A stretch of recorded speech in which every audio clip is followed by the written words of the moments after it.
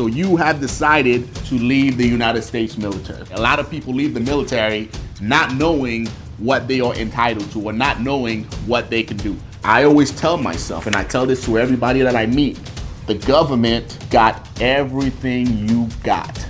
However, it's my turn to take them for everything that they have, because it's yours, you've earned it, and you should have it come back to you. You don't know what to do now that you're out, right? Now we're gonna talk about joining the Central Intelligence Agency after you get out the military, because guess what? They are always recruiting, right? Guys.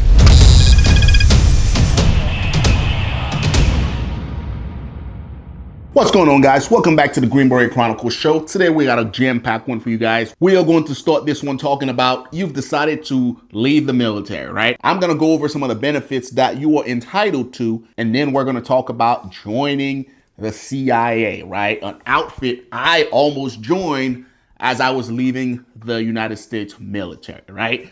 If this is your first time watching me, guys, my name is Dorleus, retired U.S. Army Green Beret. The intent behind this channel is to coach, teach, and mentor the next generation of soldiers. So if you get any value out of this, like, subscribe, share. With all that said, let's jump into this one, guys. Let me interject here real quick. I got a couple of super chats on the Cash App from someone named Adam Shadoff trying to bash my friend's coffee company, which is not good. Apparently he is offended because the coffee is called Dark Arts. Well, let me tell you something, dude. Dark Arts, if you would have watched the live stream on Sunday, the Dark Arts is spycraft, okay? So pull your panties out of your wad. That's what it refers to. And it's a coffee cup. You're looking down at the coffee because 99% of the world doesn't have handles on the coffee. If you want to look at something as a conspiracy, go for it. But before you do that, let me show you this. You don't go for my friends or family. I'll come for you. I'll ban your ass so fast you won't even know what happened. Globally sourced, mission ready. Good friend of mine, Dorleus, retired Green Beret. He's from Haiti. He was in New York City as a 13-year-old kid when the Twin Towers went down. 6 out of his 7 siblings have served this country. And he's got a foundation now. And if you notice, all the names of the coffee have something to do with a spy process. Dead drop, honeypot, brush pass, cold bump. If you knew anything, you'd know what he was talking about. He was on here talking about this very thing. Let me show you something else that the guy does. Okay? Look at this one. Dark Arts Coffee Foundation.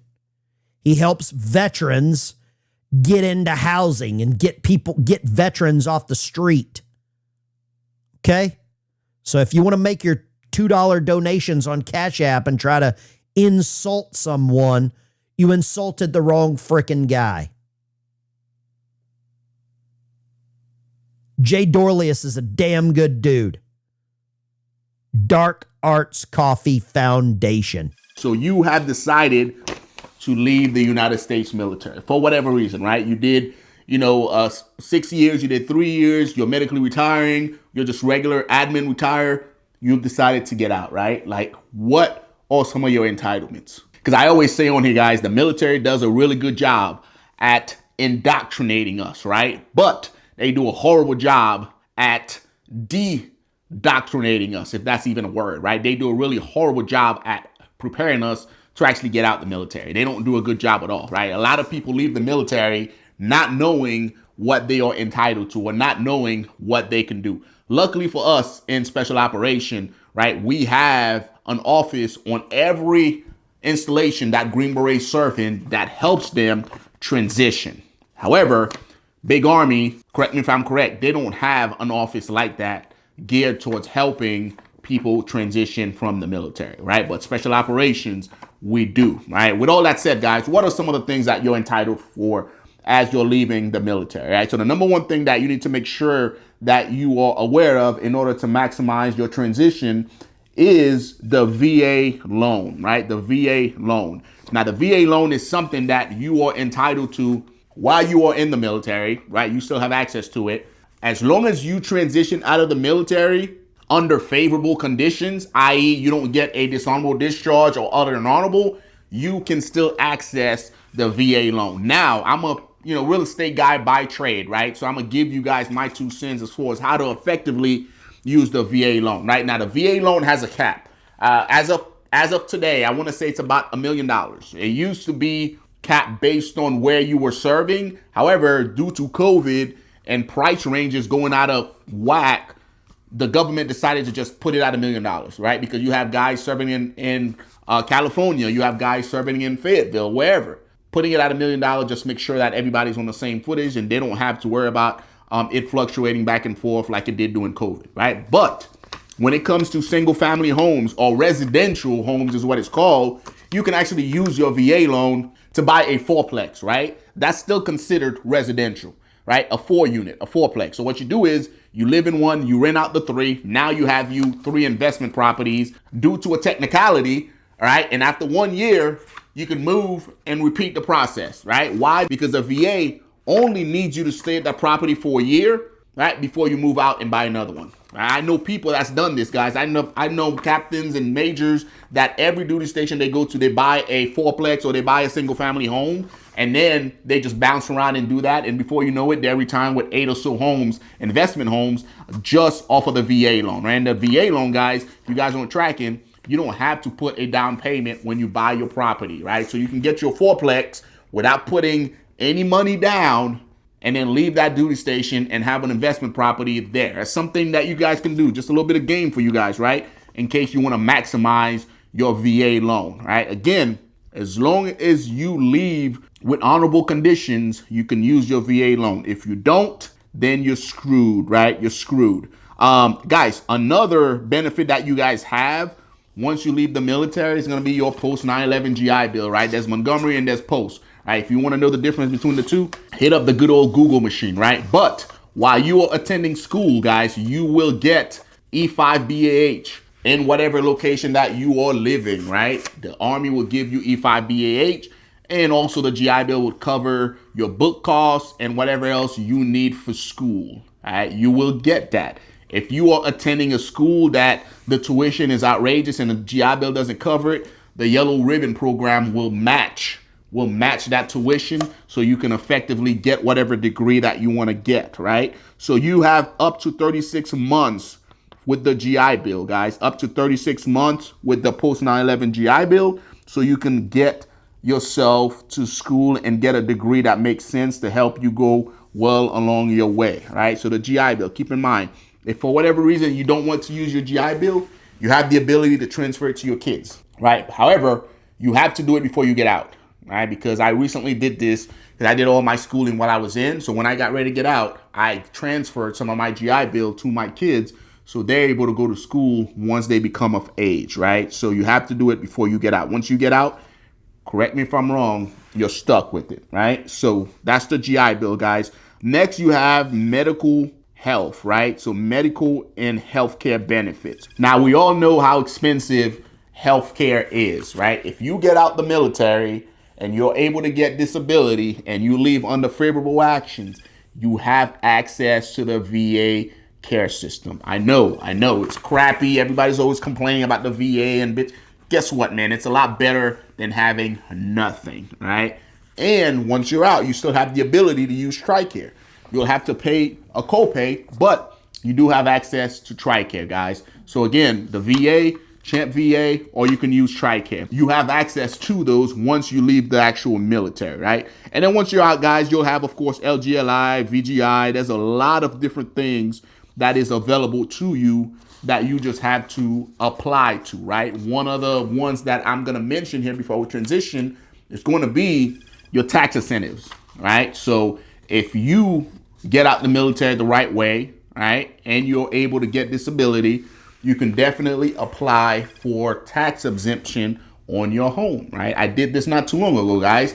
My property taxes completely dropped, right? Damn near non-existent because I was able to get my tax relief for my property. A lot of guys don't know they can do this, right? If you get out under the right conditions with the military, you can go to your local VA office, get a piece of paperwork that says, hey, I'm 100% disabled, etc. Take that to your chambers of commerce. They will then apply it to your tax bill, right? Which is going to dramatically decrease your tax bracket. And also, as you're getting ready to get out, guys, if you're an entrepreneur like myself, you love business, there's a variety of programs out there that offers business funding, right?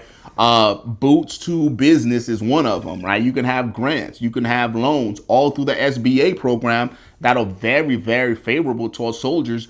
You can go get one of those loans and start your own business, right? But again, it all comes down to one, knowledge. You got to make sure you know everything that is due to you prior to you getting out. And then two, you got to maintain that mindset, man. You got to maintain that grit, the same tenacity that you had while you were in running and gunning and crushing life. You got to maintain those same things as you transition and come out the military, right? I always tell myself, and I tell this to everybody that I meet, the government got everything you got. For 19 plus years, in my case, they took damn near everything that I had. They took me away from my family. They sent me overseas. They had me doing all this crap, right, that I enjoyed every minute of. However, it's my turn now. It's my turn to take them for everything that they have, right? And I don't feel guilty about it at all because they didn't feel guilty about using me, right? So now that it's my turn, I'm not leaving a single penny on the table, right? And if you're an admin and somewhere in government watching this and you're getting boo-hoo, just keep in mind, it ain't your money, right? The government is literally paying me with my money, right? And my tax money that I pay towards this, they're literally paying me with that, right? So again, as you transition out the military, take them for every penny they've got because it's yours, you've earned it, right? And you should have it come back to you. But if you're not knowledgeable enough to actually apply for these programs, right, and use them to their full capacity, then that's on you, man, because the information is out there. You just have to be intentional and deliberate about it and make sure that it's yours, right? Now, you've decided to get out. You got all your benefits, right? You're rolling high. You know, next thing you know, you're sad, you're depressed because you don't have a new mission. You don't know what to do now that you're out, right? Now we're going to talk about joining the Central Intelligence Agency after you get out the military because guess what? They are always recruiting, right? Guys, it's 2023, right? I'm getting ready to get out, right? This is at the very beginning of the year. I'm getting ready to get out. And I wasn't ready to go, man. Like I wanted to keep running and gunning. I wanted to keep doing hood things with my hood friends. But I realized that, you know, being SF wasn't an option anymore, right? Because I've done all the operational stuff. Once you get to a master sergeant in special forces and you're done with your team sergeant time, it's done. Like you're done. You're no longer doing things with your hands anymore, right? It's admin until you get out, right? First sergeant, admin. Sergeant major, admin. Like you're done. There's no more tactical stuff anymore, right? So I had a decision to make, man. I was like, I don't really like this admin stuff. I don't want to keep doing it, right? And I decided that I was going to join the Central Intelligence Agency, right? So I went to the website, cia.gov. All right, I filled out the application on there. A couple of weeks later, I got a packet. I started filling out the packet. And then I had to do some soul searching and realized that I need to prioritize my family instead of going off again and doing more hood things, right? Because I always say this, the military or Green Berets, we're just a, I guess, military version of the CIA, right? Wild Bill Donovan, Colonel Banks, they both serve in the OSS. Colonel Banks stayed in the military, created Green Berets. Wild Bill Donovan went to the CIA and created that outfit, right?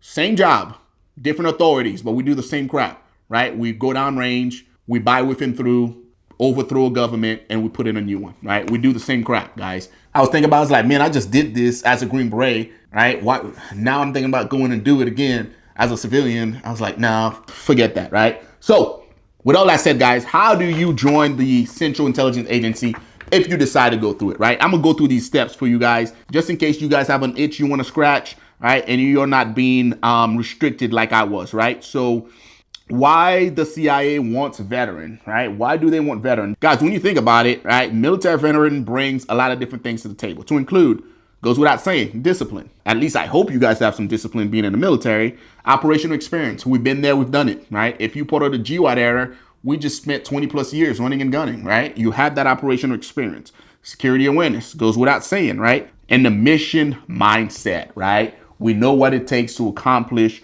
a mission. On top of that, guys, we understand OPSEC. It goes without saying, right? We understand team dynamics. In the military, if you're not a team player, you're going to have a horrible stay at the military, because everything you do from the time you enter the military, you're part of a team. You're part of a squad. You're part of a platoon. You're part of a company. You're part of a brigade. You're part of a company. You're part of a battalion. You're part of a brigade. You're part of a division. And it goes on and on and on. Everything in the military is about team, right? So you're well versed in that as a military dude. On top of that, guys, austere condition. You know how to operate in them, right? Whether it's the dead heat in Kuwait or the super cold winters of freaking the mountain of Afghanistan. You know how to transverse that. And the CIA is looking for that, right? Guys, the agency openly tells you that they want you. They openly seek military dudes, right? It's just a matter of, hey, if you want to scratch that itch, you didn't get a chance to do anything cool while you were in, then check it out, man. It might be the right place for you, right? Guys, these are the type of roles that are available within the CIA. It goes without saying. Operations. Operations is basically anybody that goes out there and do shit with their hands, right? You have paramilitary and you have clandestine roles, right? The officer side. Now, when you think of the CIA, guys, think of it like this. You have the staffers or the actual officers that work for the CIA, and then you have like the contractors, essentially. All right, now let's talk about the type of roles that you can possibly fill within the CIA, within the Central Intelligence Agency, right? You have operations, paramilitary, and clandestine roles. Within those, you have covert operation, intelligence collection, and also paramilitary missions, right? They all fall under operation. Then you have analytical side, right? Intelligence and language, right? And technical skills to include data collection, signal, counterintelligence, and also cybersecurity. Then you have the support side, right? Which is logistical, finances, IT, and also acquisition. Then you have your contractors, guys. We all heard of Ground Branch, right? Former Green Berets, Navy SEAL, Mossack, whoever. They go contracting for Blackwater and whoever else, and they go work for the agency. Those are all things that you can do within the Central Intelligence Agency. Now, here are some pros and cons when it comes to officers, often known as staffers and contractors, right? So as an officer, you have direct influence within what takes place in the agencies, right? You also have a higher risk, right? You have more internal upward mobility, meaning you get promoted faster, right? But you're also under a lot more scrutiny. As opposed to a contractor, you get more pay. You can come and go as you please. You don't have to move to DC, right? And then you just meet up with them whenever it's time to do work. As opposed to an officer, they have oftentimes have to move to DC in order to make that work for them, right? So yeah, those are things that you have to keep in mind as you gravitate towards that realm being the CIA, right? So now let's talk about benefits and pay consideration, right? So like I mentioned earlier, guys, the CIA benefit package include retirement, health insurance, pay leave, etc., right? Veterans entering the CIA oftentimes can add their previous service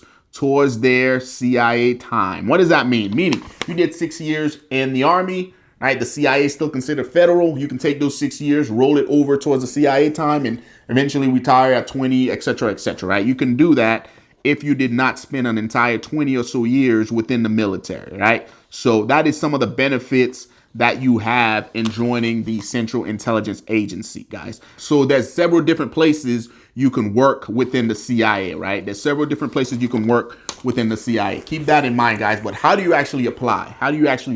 So to apply to the agency, guys, what I did was I went to the website cia.gov. While I was on there, I filled out an application. I also uploaded a resume. So after screening your resume and doing some initial vetting, right, they'll also look at the role that you want. If you qualify for it, guys, they'll reach out to you. All right. So once they reach out to you, if they decide you're fit, there'll be a testing and interview process, right?